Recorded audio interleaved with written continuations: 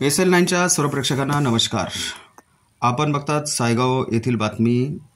सायगाव येथील रामवाडी वस्तीवरती दारुंटे वस्ती आणि त्या दारुंटे वस्तीपाशी भास्कर गणपत उशीर यांची शेती आहे आणि शेती अतिशय रेल्वेच्या कडेला आहेत आणि त्यांचा 5 ट्राल्या हा चारा जनावरांसाठी त्यांनी सांभाळून ठेवलेला होता. पण त्या ठिकाणी अचानक त्या चाऱ्याला कशी आग लागली हेच अद्याप अजून समजलेलं नाही. त्या ठिकाणी चाऱ्याला आग अतिशय भयंकर लागलेली होती. यावेळेस येवला तालुक्यातील नगरपालिकेचे अग्निशामक इथे येऊन ती आग विझवण्याचा प्रयत्न केला आणि आग त्यांनी आटोक्यात आणलेली आहे. तसेच येवला तालुक्यातील तहसीलदार आबा महाजन साहेब यांनी तातडीने पंचनाम्याचे आदेश दिले व तो पंचनामाही करण्यात आलेला आहे. अशी कुठलीही रेल्वेच्या ट्रॅकला एक दुर्घटना मोठ्या प्रमाणात घडणार होती पण ती घडली नाही.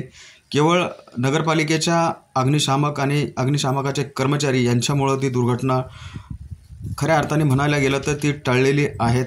रेल्वेच्या कडेला अनेक वाळलेलं गवत होतं, मोठ्या प्रमाणात गवत होतं, ते आपण व्हिडिओमध्ये बघू शकतात.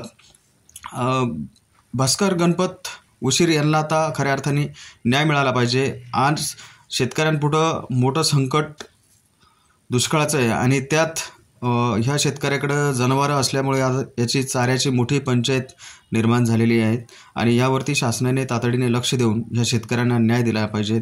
SL9 मराठी न्यूज, शरद लोकरे पाटील, सायगाव.